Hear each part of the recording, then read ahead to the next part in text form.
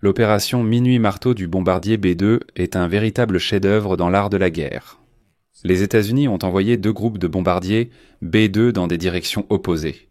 L'un en tant qu'appât, qui s'est dirigé vers les avant-postes américains dans l'océan Indien, pendant que le principal groupe d'attaque se dirigeait vers l'est en direction de l'Iran.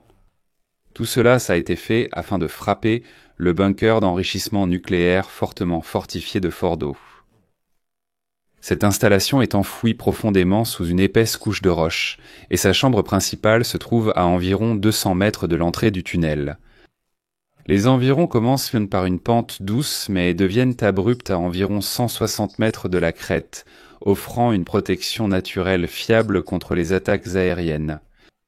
Juste avant que les B-2 n'atteignent leur cible, un sous-marin nucléaire américain a lancé une douzaine de missiles de croisière visant différents sites nucléaires à Ispahan. Mais voilà où est le hic.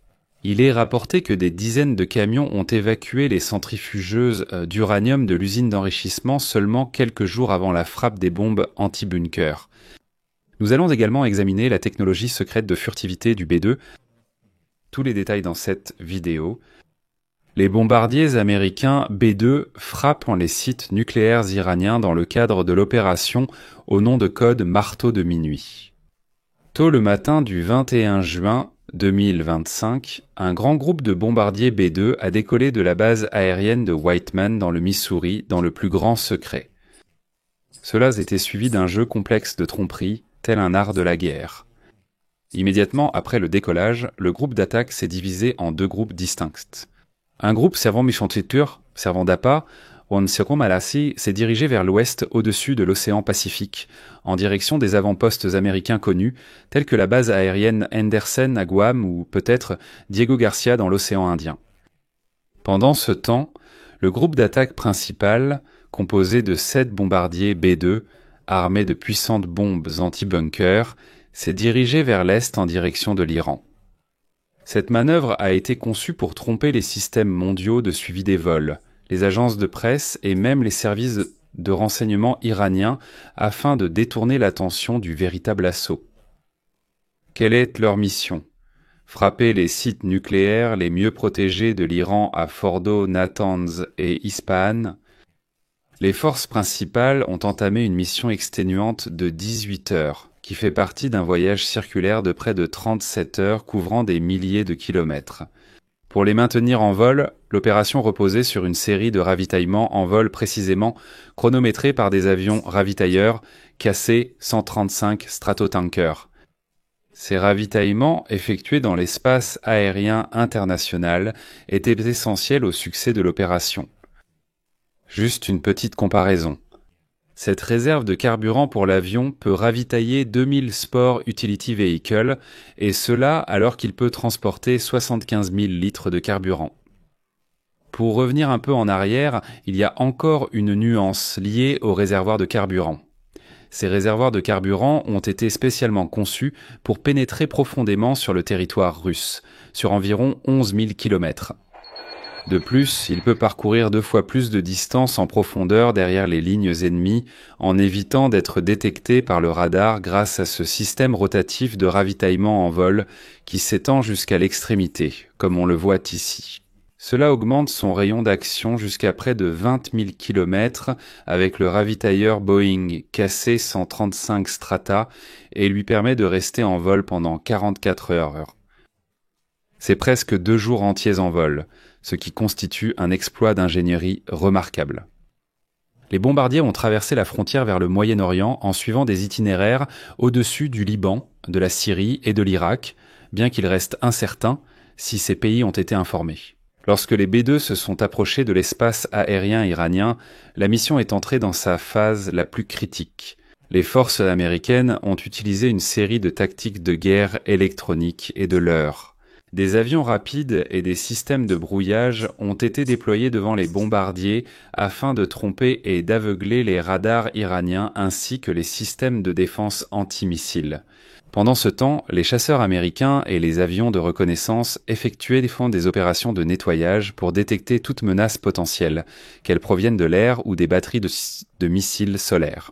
Grâce à leur capacité de furtivité et à des profils de vol soigneusement coordonnés, les B-2 sont restés inaperçus. Ceci est le site nucléaire de Fordo, l'un des sites les plus fortifiés et profondément enfouis du programme nucléaire iranien.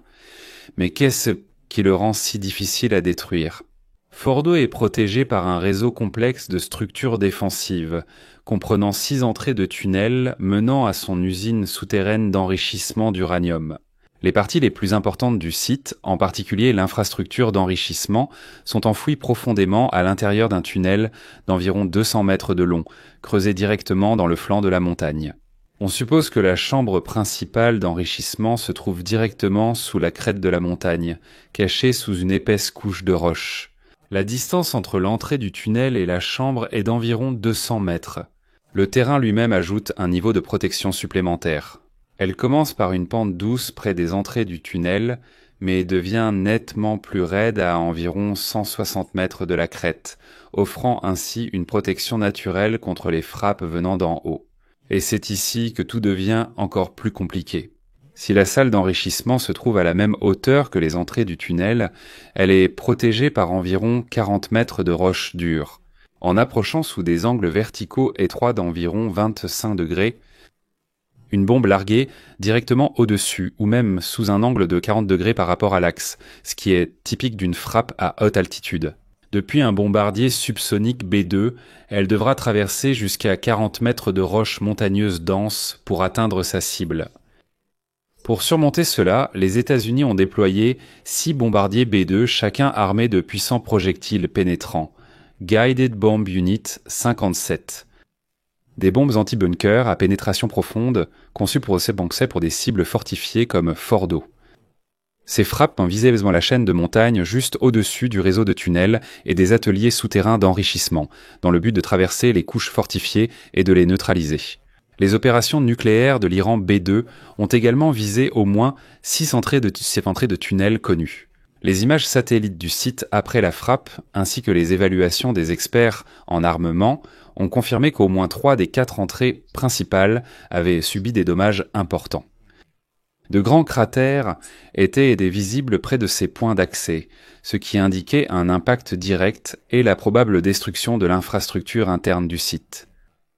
Environ 1 heure avant que les B-2 ne traversent l'espace aérien iranien, un sous-marin de la marine américaine a lancé plus de 30 missiles de croisière Tomahawk, visant le site nucléaire d'Ispahan.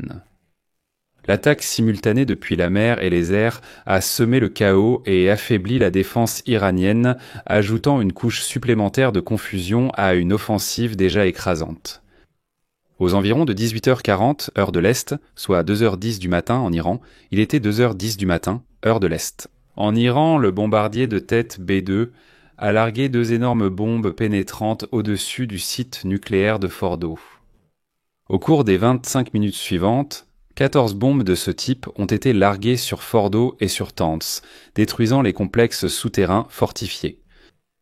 Presque simultanément, des missiles de croisière ont frappé Ispahan, avec une précision dévastatrice.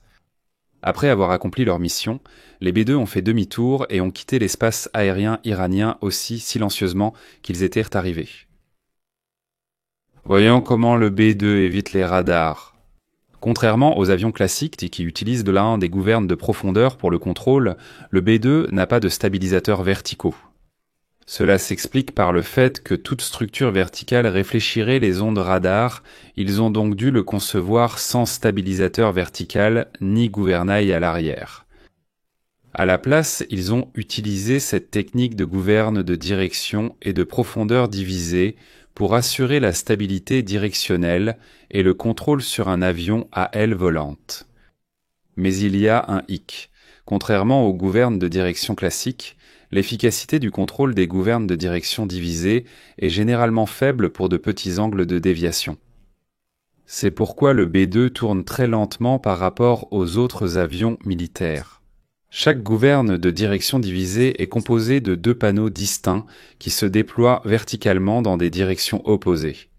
Lorsque la gouverne de direction divisée gauche s'ouvre, elle crée de la traînée et force l'avion à tourner vers la gauche, dans la direction de la gouverne ouverte. Le même effet se produit avec la gouverne de direction divisée droite-opposée. Voici ce qui se passe à l'intérieur du cockpit. Lorsque le pilote appuie sur la pédale de direction gauche, la gouverne de direction divisée gauche s'ouvre, ce qui fait tourner l'avion vers la gauche. De même, lorsque le pilote appuie sur la pédale de direction droite, la gouverne de direction divisée droite s'ouvre, ce qui fait tourner l'avion vers la droite. Le B2 composite peut être divisé en plusieurs parties. Ici, nous voyons que tous les bords sont faits de résine époxyde à base de fibres de verre pour réfléchir le radar, tandis que la majeure partie de l'aile est principalement composée de résine époxyde à base de graphite. Fait intéressant, l'assemblage de l'emplacement de l'équipage est fabriqué en aluminium à la base. Comme ces zones d'osson doivent supporter une grande quantité de chaleur provenant du moteur, elles sont fabriquées en titane, un matériau extrêmement résistant et coûteux. Enfin, nous avons du polyamide en fibre de verre, un matériau caché capable de résister à la chaleur. Voici à quoi il ressemble avec tous les marquages et segments qui lui sont attribués afin de vous donner une meilleure idée. Regardons la technologie de peinture radar d'une valeur d'1 milliard de dollars, qui reste encore classée secrète. Mais voici ce que nous savons d'après les experts en aviation. Elle implique l'utilisation d'un matériau absorbant les ondes radio, également appelé RAM. Il s'agit d'un matériau à base de polymère appliqué sur la surface des avions militaires furtifs comme le F-22 et le F-35. Passons maintenant à l'intérieur de cette bête et ouvrons la porte de la soute à bombe. Voici le support d'adaptateur d'armes qui rend ce bombardier redoutable. Bien que le B2 puisse sembler petit, en réalité il peut transporter environ 80 bombes. 82 bombes de 220 kg, chacune pesant 220 kg. Oui, toutes ces 80 armes peuvent tenir dans cet adaptateur d'armes, pour un poids total d'environ 18 tonnes de système d'armes à gravité en chute libre. Selon la mission, le B2 peut passer à ce système d'armement rotatif, ce qui lui permet de transporter environ 16 missiles AJM 158 qui peuvent coûter environ 1,5 million de dollars chacun. Lorsque le B2 sera prêt, il pourra larguer cette charge de combat discrètement. Les missiles déploient leurs ailes pour voler vers la cible, parcourant une distance d'environ 370 km. Voyons comment cela fonctionne. Première étape, la plateforme de largage de bombes. Comme mentionné précédemment, le bombardier furtif B-200 vole à une très grande altitude. Lorsque l'avion atteint l'endroit désigné et que les conditions sont optimales, il peut larguer ce système d'armes spécialisé. La bombe est conçue pour la précision et l'altitude de largage joue un rôle crucial dans sa trajectoire et son efficacité. Ensuite, lors de la deuxième étape, la précision du guidage intervient. La bombe est équipée d'une technologie de guidage avancée, comprenant des systèmes de navigation inertielle qui sont de niveau militaire. Ensuite vient la troisième étape, la correction de trajectoire. Les informations de guidage et les données sont ensuite transmises aux 4 gouvernes en treillis de la bombe située à l'arrière.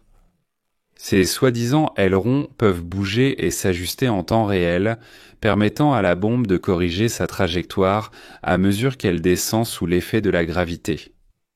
Ces ajustements sont nécessaires car l'arme ne dispose pas de moteur pour modifier sa trajectoire.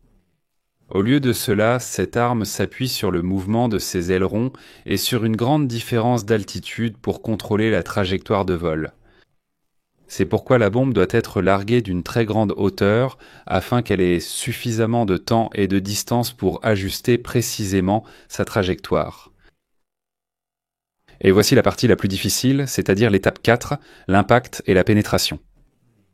La bombe, connue sous le nom de Massive Ordnance Penetrator, pèse environ 14 tonnes. Lorsqu'elle atteint sa cible, elle frappe avec une force énorme, conçue pour pénétrer profondément dans des structures fortifiées, comme des bunkers. L'énergie de l'impact permet à la bombe de s'enfoncer à plus de 60 mètres, garantissant qu'elle délivre sa charge utile exactement là où l'écran est prévu pour un effet maximal.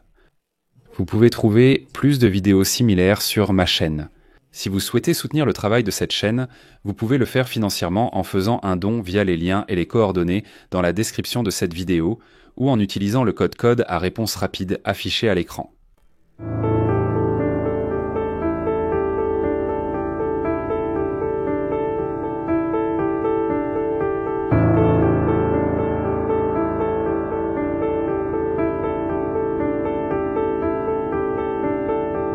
Sous-titres réalisés par